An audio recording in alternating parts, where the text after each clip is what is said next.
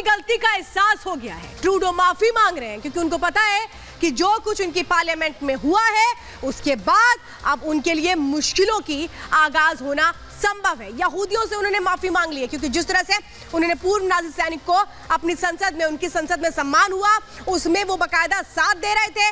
टुकड़े टुकड़े साजिश का हिस्सा हो रहे हैं। जो ट्रूडो है वो पन्नू का साथ देते हैं। ये पन्नू जो क्या कहता है कि भारत में अलग अलग हिस्से करने की इसकी प्लानिंग होती है, वो कैसे एक नए डोजियर के जरिए बड़ा खुलासा हो रहा है। आज एक बात आपके सामने रखेंगे, लेकिन जस्टिन ट्रूडो को अपनी गलती का एहसास कैसे हुआ है, सुनिए जरा।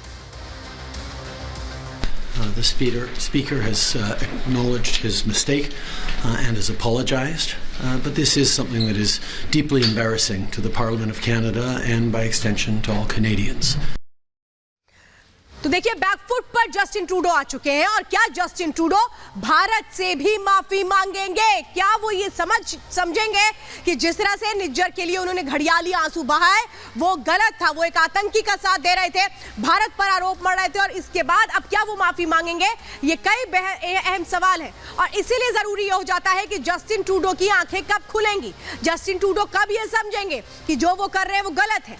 झूठे आरोपों पर भारत से माफी कब मांगेंगे जस्टिन ट्रूडो?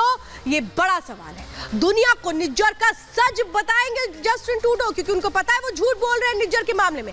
कनाडा में मौजूद आतंकियों पर एक्शन लेंगे जस्टिन ट्रूडो क्योंकि ये आतंकी कैसे उनकी धरती को बदनाम कर रहे हैं। क्या इस बात को समझ पाएंगे जस्टिन ट्रूडो? भारत विरोधी साजिश पर कार्रवाई करेंगे क्योंकि लगातार भारत की ओर से 26 लोगों की लिस्ट दी गई थी आतंकियों की, उनके प्रत्यर्पण की मांग की गई थी, लेकिन जस्टिन ट्रूडो ने नहीं किया। निज्जर सुक्खा के हथियारों को पकड़ेंगे क्योंकि उनकी धरती पर ही कत्ल हुआ है। अब उस पर क्या वो एक्शन लेंगे? सवाल तो ये है, लेकिन ट्रूडो डरते क्यों हैं? ट्रूडो एक्शन क्यों नहीं लेते हैं? और इसीलिए ये बात हो रही है पूरी की पूरी जो दुनिया है, बस 2-3 देशों को छोड़ दीजिए तो हर तरफ कनाडा इस वक्त घिरता नजर आ रहा है।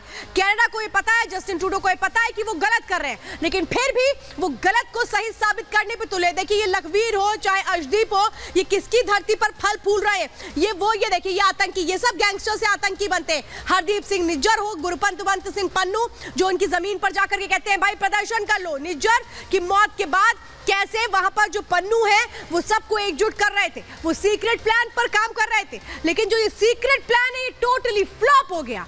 कैसे कनाडा में पन्नू का ये पूरा का पूरा सीक्रेट प्लान फ्लॉप हुआ है, इसके बारे में अब मैं आपको जानकारी दे रही हूं। देखिए जस्टिन ट्रूडो क्या कर रहे थे? जस्टिन ट्रूडो सोच रहे थे कि ये सब के सब बच जाए, लेकिन वो भूल गए उस सबसे बड़े कनिष्क विमान हादसे को जिसमें उनके लोगों की जान गई थी। 23 जून 1985 को एयर इंडिया के विमान में विस्फोट हुआ था, बम धमाका हुआ था, 329 लोगों की मौत हुई थी, सभी के शव नहीं मिले थे। ये कहां हुआ था? कनाडा में हुआ था।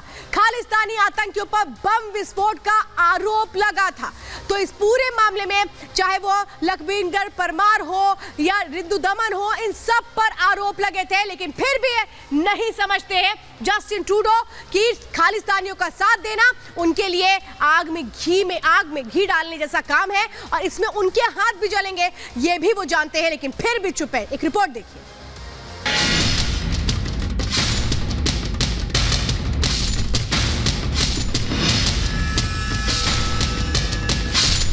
सितंबर की शुरुआत से ही कनाडा में भारतीय दूतावास के बाहर इस प्रदर्शन की तैयारी हो रही थी। आतंकी पन्नू लोगों की भीड़ जुटाने में लगा था, सिखों को भारत के खिलाफ भड़काने की कोशिश कर रहा था, लेकिन प्रदर्शन के दिन चंद लोगों को छोड़कर कोई सिख पन्नू के साथ नजर नहीं आया। आईएसआई का लाखों रुपए खर्च करके भी पन्नू भीड़ नहीं जुटा पाया। मतलब साफ है कि कनाडा में रह रहे सिख समुदाय को पन्नू लांडा जैसे आतंकी कितना भी भड़का ले, लेकिन अब वो खालिस्तानी आतंकियों का सच जान चुके हैं। पन्नू पूरी तरह एक्सपोज हो चुका है। कनाडा ही नहीं, पूरी दुनिया उसके आईएसआई कनेक्शन और आतंकियों से रिश्तों को जान चुकी है। सबको पता लग चुका है कि वो कैसे खालिस्तान की बातें करके लोगों को गद्दारी के दलदल में ढकेल रहा है।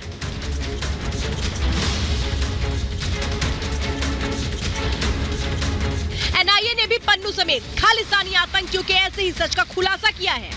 एनआईए ने बताया कि कैसे पन्नू आईएसआई से मिली खैरात के दम पर लोगों को भ्रम में डाल रहा था। अंदर की खबर में हम आपको पन्नू की पूरी क्रोनोलॉजी समझा देते हैं। नौकरी की चाह में बड़ी संख्या में युवक कनाडा जाना चाहते हैं। और खालिस्तानी आतंकियों की नजर इन्हीं युवाओं पर टिकी है। ये लोग नौकरी के लिए इन युवाओं को कनाडा बुला लेते हैं। पहले वहाँ प्लम्बर, ड्राइवर जैसे छोटे मोटे काम दिला देते हैं, फिर इन लोगों को अपने खालिस्तानी एजेंडे में शामिल कर लेते हैं। इसके अलावा खालिस्तानी आतंकियों की नजर कनाडा में पढ़ रहे छात्रों पर भी है। पन्नू जैसे लोग ऐसे छात्रों की पहचान करते हैं जिनके पास पैसे की कमी है, जो कनाडा में गुजारा करने के लिए रोजगार की तलाश कर रहे हैं। जैसे ही कोई ऐसा युवा इन्हें मिलता है, पन्नू की टीम अपने मिशन पर काम करना शुरू कर देती है। छात्रों को पहले नौकरी का लालच दिया जाता है। नौकरी लगवाने के बाद ब्रेन वॉश करने की कोशिश की जाती है। पहले पैसे देकर इन्हें भारत विरोधी प्रदर्शनों में शामिल करते हैं। इसके बाद इन्हें खालिस्तानी ब्रिगेड में शामिल कर लिया जाता है। सूत्रों का कहना है कि पैसे के दम पर 30 से ज्यादा बड़े गुरुद्वारों में खालिस्तानी आतंकियों ने अपनी पैठ बना ली है। भारत विरोधी प्रदर्शनों के लिए वो ऐसे ही पैतरों से लोगों की भीड़ जुटाते हैं, जिससे कि वो कनाडा की सरकार को अपनी ताकत दिखा सके, ऐसा इसको बता सके कि उनका अभियान सफल हो रहा है।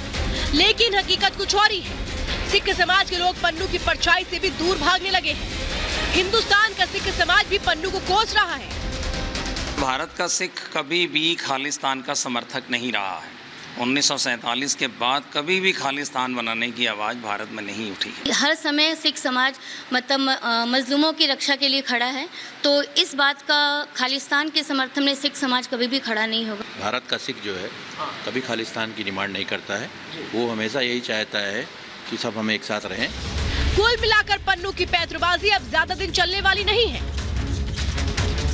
जस्टिन ट्रूडो को भले ही ये लोग खालिस्तानी ट्रैप में फंसा लें, लेकिन भारत ऐसी हर साजिश का जवाब देने के लिए तैयार है। Bureau report, Republic Bharat.